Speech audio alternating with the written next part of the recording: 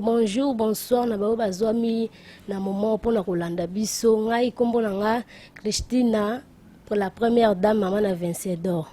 Lelo na elibino invité na nga moko spécial mais na kozana posa bino moko boye ba kombo na ye mo a se présenter. Papa, bonjour. Yeah, bonjour maman Christina la première dame. C'est moi, votre catcher professionnel, catcher mèche pigeon vencedor. Donc, mutazo pesa makambazo pesa lengi na catch mikolo ye yo maître pigeon vencedor. Bon, bino moko bandi ne bosili ko ka papa na biso apesi kombo ne maître pigeon vencedor. Mais papa, na moni yo simbi mbwa a, o ezama esika toni nazo mona mbwa na biso azo déranger mingi. Ya o pena bébé Rocky mutazala azo pesa ma mikolo azana elenge ana ma bébélé ye pena mutazo contrôler maison blanche ou eza maison blanche chez moi ou eza résidence à maître pigeon vencedor ou eza bobi so na bimi parfois na ke moi ba rendez-vous ma mususu ye pena mutapesa elenge bébé Rocky ye mutazo pesa elenge. Bon papa pona kozwa yo vraiment ta mingi te emso za na makamnozo sala. Papa tozana poso to eba nani vraiment muto asala donc nani vraiment tabimisela biso maître pigeon vencedor catcher. Merci pour na mutuna exactement mutuna mo très important. Ngai maître pigeon nazaki un simple djuka nazaki maître ya du self défense nazaki ni dan. Après na ko kutana père na ngai mutabisinga catcher eza maître centre biloko ta lumière d'Afrique serein d'Afrique na PC bambote ko place azali père ozara pena mutema merci na o sala pona ngai lelo so na komi catcher eza grâce na yo naza mutu munene naza catcher mo professionnel o azo pesa mama catcher ngola mutabisinga catcher ko mone maître centre biloko ta serein d'Afrique. Bon bande ko bino mo boyo ki maître pigeon nga lobi mutabimise catcher ezali maître centre biloko ta serein d'Angola. Bon maître pigeon eloko nini esala yo o bima catcher donc eloko ni esala pena yo o koma lelo oza catcher eloko ni pena esala et toucher o pena koma catcher.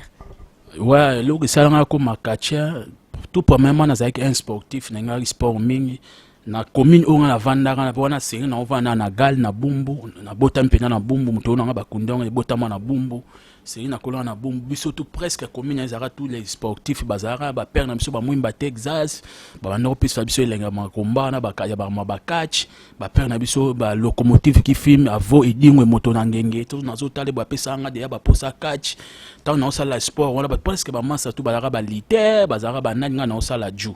yango poussé nga ke na sala lit na ko makache na lingango de banda kala partie nazota ba komba edingwe moto na ngenge locomotive qui film mutapesa kelengi na catch baza icône ya catch Afrique yango pene senga pena ke na ko makache donc idole na ngeza mettre eza edingwe moto na ngenge eloko salanga ke na ko makache eza pona linga na catch mingi yango wana. Bon maître pigeon ezana batu msu bazana poso bayeba soki maître pigeon asalami na nenini abimi kachi na nenini pe abimi kachi wapi na batu mi bazana posa na batu na kinga de banda ko zela ka réponse na ona na to yeba obanda kachi na nenini pe obima catcher wapi. Merci pour na mutuna ezara très important batu na trop tout d'abord na bandi sport na kimwana muke na banda ki jijichu tant na o banda jijichu pas santo ya kozwanga na o kota ba lit na bandi lit na sali lit ti esenga ke na ngana bimakacha à partir ya kini mais et permettre quitter ti na Angola wa ti pe to kutana personne to bandi ba entraînement na 2013 na ba fin en 2013 to kota 2014 ti na bima catcher na bimi catcher ba 2013 na 2013 pour to kota ba 2014 na ko bima catcher qu'est-ce que disait donc na mukuse na za wana 6 ans ya catch on a sali na catch. Donc maître pigeon penza do yo lingano pena kaka olingano kiso banga na oto simba no ka kiso donc ndongo zan to do mali ba yo kati donc yo lingano penza kaka donc ozala kana ba kisi pour comment na succès be donc sibanga no to signer na vraiment. Tout d'abord catch eza na oka mamba kisite d'abord ezaki déjà tango lingi eloko yango en plus à part ça nazana lipasa naza lipasa kombo babotenga naza nzuzi naza lipasa naza gem oza lipasa naza pena lipasa esengeka biso toza dana makila wana bakisi pena o bakisi mambo yokela nde biso tant na bimi kacher yango na osenga pena ke na mipesa na mambo ti pena mambo ekota pena evanda bo donc eza kaka mambo ya makila kwa eza mambo makila na makambo ya biso ba gem ba jingongo iloko pena yokela biso yango na bima kacher c'est que na moni pena lipasa na esika za babanga ka traka lipasa Maître Pigeon Vencedor c'est que za somo lipasa na aza mwasi to mobali ya bon place ezali pena et puis singa tango tuninga mutuno et puis singa ma mingi esalinga passe na motema place lipasa azali apema na kimia na pesi ba pe sonam place azali lipasa nanga abelaka tango na za na Angola abelaki ayoko kufa akufenga ndena aza na Angola place aza ba pe mingi timbalanga menga na za nzuzi landu lukombo ba nyonso bazana bango baza bien pena bazana bango ba bien pena ya bien ngane mna na mboko na Angola to ko bundaka pona mamunde ezaleli Maître Pigeon na mono clarté lipasa kufa bino ba pasa do bangila bino c'est que nde kuna liaki c'est que yo pe liaki tondeni donc to pena ya no la biso no bientôt yeba donc ko sa biso te pa to pena poso ya no la biso bien pour ko to na mono ba clarté maman journaliste moni ba émission to salaka kendara partout dans le monde les autres ba France ba Canada partout ba Congo to ba famille ba mona ba émission e luka ba ranking mo ya minene mi pasa na ngati ya kufi ezala kuna mama bakachi te ezana mambo kuna na komba kompenya kachete akufa na ye na bandenge nzamba bokoko permettre ka akufa mais mambo izaki ngana liaki na sala ki boye na ko bafuna lo ba vérité mambo ngana zana yebi yango te kufa ne normal mande nzamba bakoko asenga ki akufa yango akufa na ye Maître Pigeon Vencedor nina tuna eloko nini oyo ozoka na kati sozo bunda poza na bakatier mingi to mona ka banda kubunda za na eloko te misusu kutu mona futelaka misusu kutu mona ka zotambola makolo disasa mulai donc to yeba eloko nini oyo ozoka vraiment na kati sozo bunda poza na bakatier misusu mwa ateka na eli to ya teka loboko yo na monde oteke lo te Maître Pigeon cha bisobo oteke lo te bon merci pour na mutuna wana marmonyo sur na vie sport catch ezana tout d'abord sport mamno na vie ezalaka so epesami na nga mona epesameli yo eza na oka maambata kachi lelo eza na mbongo ya kosakana te tozwaka mbongo ya kosakana te na kachi Maître Pigeon mbongo nini bakache msuku tomona so kachi esili wana azoke makolo abeta makolo msuku esila ba 1h2 azobeta makolo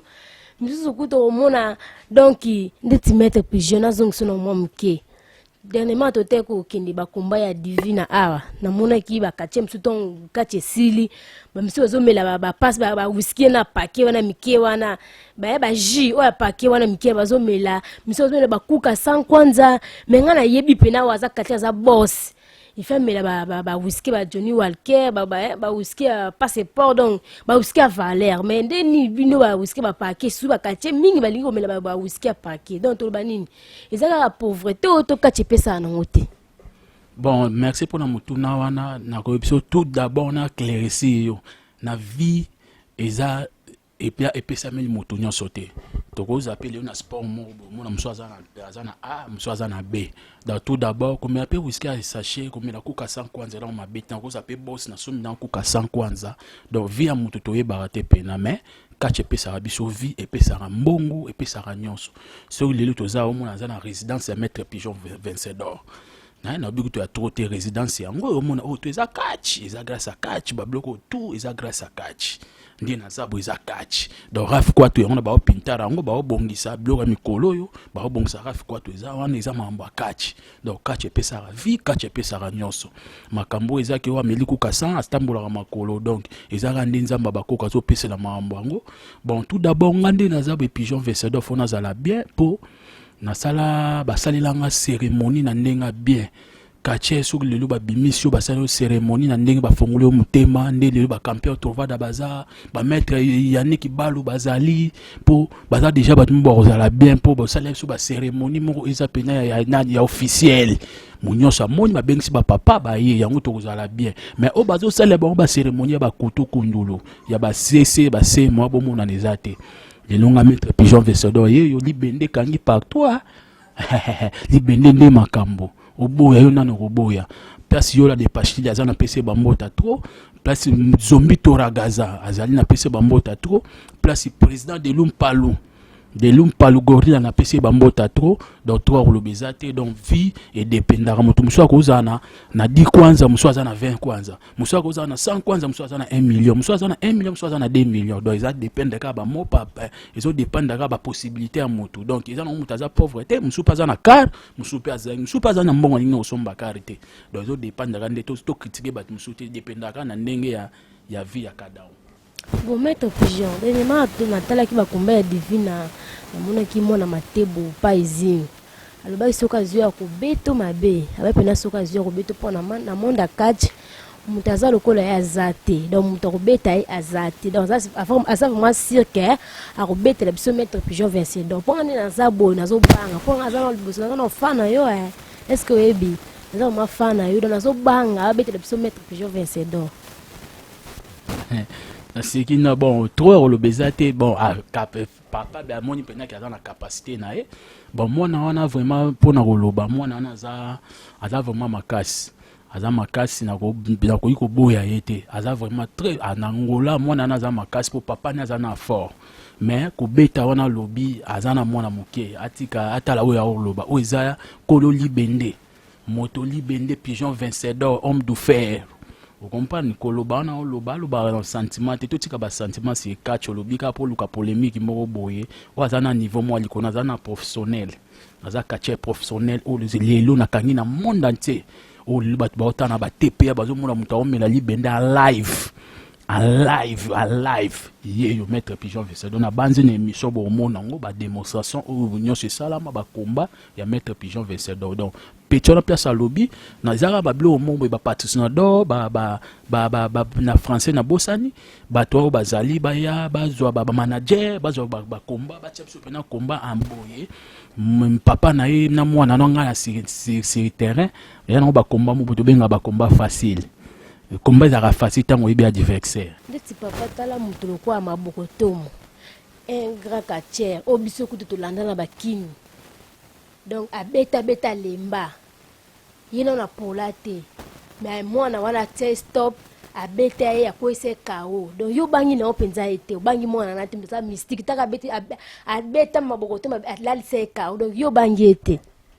ya bon moni na keso tuninga nga vraiment Pigeon na ngoloba troté ebinga nena we na monde awa na beti na monde aya na kacha awa na ngola na beti ba kacha minene bele okuto tangi kombwa na soki maboko tomo na combat to bunda ngai na l'autre la karashika yaza na sima ye ko pese fort mais nga zala nga moko ti père na ngai mon papa perso za Toragaza champion Toragaza monaka ki maître za mona za menacé aya na sima mais bango mi bali ba sangana na 20 bango ba kombe zali yango ba preuve zali ba komba bo mona donc ça veut dire mona na bozo tia pa izio na boyete ponga na boya ba kacherte na boyete po yo zo tanga pa izio na otana na papa ne matebu na boyi bango te baza ba kacheme na lobi ke combat tango ibi adversaire za ngo facile pa na ngai donc combat le bamara sur terrain surtout comme na terrain bino mo boromona auto tangi wana mona monte ba mikinza donc bino boyoki on a sabatikali baza ba mikinza donc maître Pigeon Vencedor abanga mutu te donc azara sir na ye donc il est vraiment soki bokosa la près na za si bo esika boza boyoki matebo na moi non pas ici soki boza la près maître Pigeon azana pona abunda na bino donc ye abanga kana ye mutu te maître Pigeon Vencedor bande ko baza na so ba eba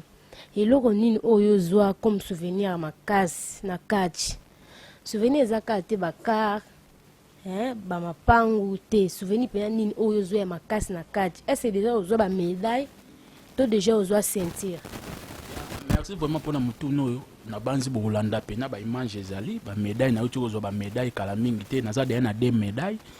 mais des médailles aussi 6 ans on a bindi à catch na des médailles eza de ba recette mo bien ba diplôme ezali ba combat ni ezali na za ba surprise ebele on a zwa ba souvenir bien na zina catch tout comme les lots sont dans moi ça qui toko maman Christine la première dame na moi na bien bébé Vincedor et ça pour na catch les lots sont na ebani pigeon boyo monde nyo sezo luka pour tous les benga nyo so eza souvenir pour na catch donc catch pour na eza pena donc na mutema makasi eza pena na ba souvenir ebele pour les na roba ba souvenir c'est pour na sisi catch te si eza na tamuke eza pena na zana ba souvenir eza ebele na za pele na betara tolo lelo tozala ba tangu na biso to bima le ba champion trovada bana ba titre baza batomo o déjà tozala bango to botama libumu moko ba champion ba DT Yannick Balo international baza bato botama libumu moko na za rasi ke to botama na libumu moko bien donc on a ça si na za ba fierté za rapena na kati ba place ezali ya ebele. Maître Pigeon Vincedor banda obimi kache est-ce que déjà obimisa mwana mwana opinze atami moko to mibale ya mutema oyo banda obimi 4-6 ans odio sali ezebele ya de mwana botami akole bandi kolo botindi pa kei donc banda obimi kache est-ce que oza na mwana oyo boti na kache ya merci pour mutuna wana keso wana ngai kutu ndele na zaboye mamba obimisa mwana na catch eza na lelo te na ozana pona ba age ku ponga ba bimisi nga catch nga muka na age ya menopause père na nga bimisi nga santu biloko ta sirène abimisi nga na age ya menopause abimisa ga mwana moko Pigeon Vincedor yeyo donc nga lelo na bimisa bana pona sentimani donc lelo mamba obimisa bana pa na nga za na idée wana te eza tan eza na tan ebele fona sala na pona mamba catch na bundi te fona bunda lelo na bunda na sala mamba ebele mamba obimisa bana lelo a catch eza lelo na nte na mamba ebele fona sala na catch na salite mutu nini vraiment oyo banga na catch mutu nini po banga ko zala soko vandi peno tali muto pena so na meki donc organique obetanga ponde bosana boyebani no boyebani ke mutu oyo na osona zwe na obeta et donc mutu oyo osona zwe to ko komeka na mutu openza te donc na ko kaete mutu ni oyo banga na catch vraiment ya na catch na ko banga mutu te pona zana no Pigeon Vincedor na kachara munene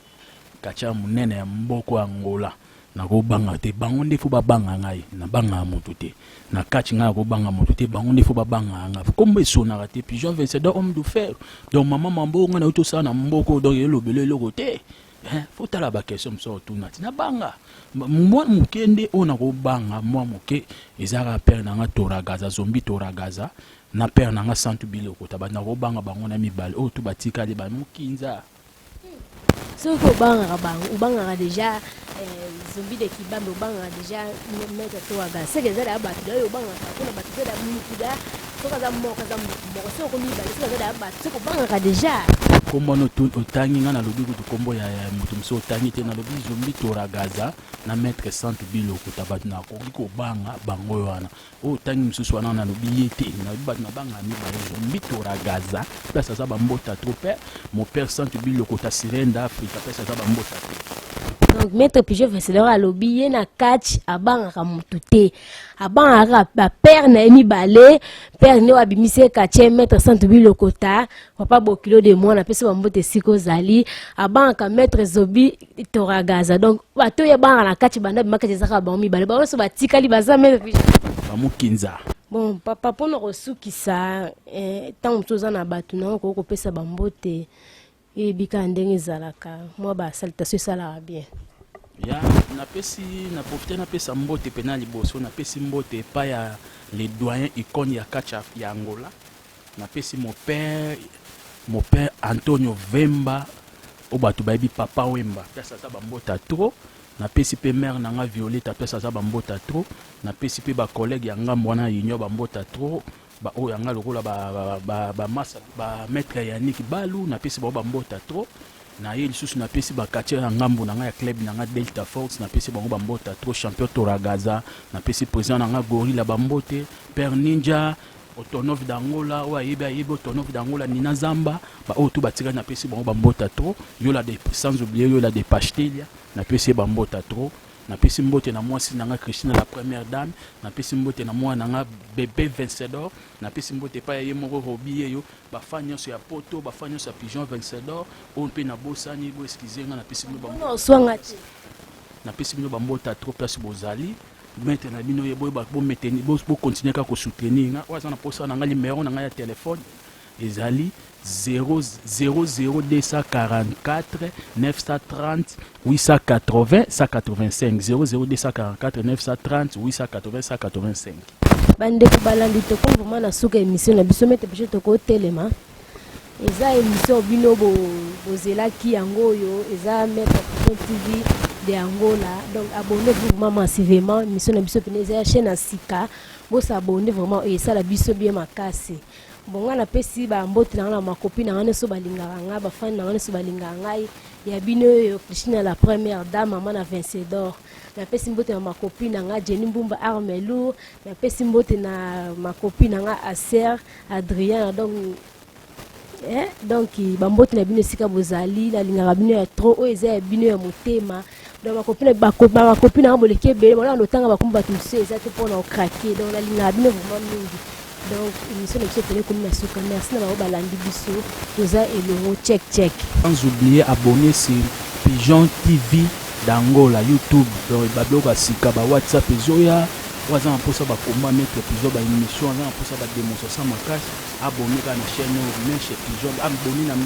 Pigeon TV d'Angola. Amona pena ba soma mbebele ba chao pesi bozali bana poto bana kini yedi sans oublier Koko Dikoko Shaone ba Samso Samagora ba nyonso ya poto ba Maître Loma Pamphile du Congo Maître Bangalala ba Kababi ba Maître do bele ba Bido ba pesi boza ba mbota to sans oublier Maître Chicha Mabele donc mobali donc poto nde makam donc poto ezo pesela Maître Chicha Mabele mama Orline na bébé na biso on te moni bien na circuler to za meilleur au CP la bambote bele sika boza na lingaka bino mingi oya bino ye Christine la première dame donc toza elongo check. As you did the delay to prove my loving, you must chop my money, yeah. Cause my bank alerts na bagam, my checking on the bounce, my mansion on a badam. Baby, take a look around. My bank alerts na bagam, my checking on the bounce, my mansion on a badam. Make you take a look around. Girl, it's up to you, but I pray.